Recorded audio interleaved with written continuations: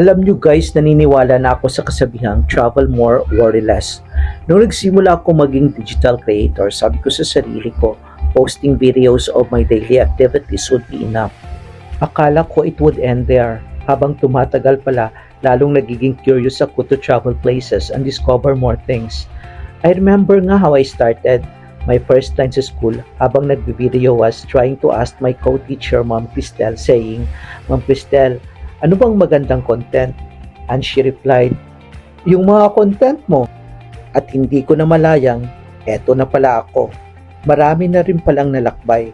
At bawat paglalakbay ay puno ng kaalaman at panibagong kaibigan.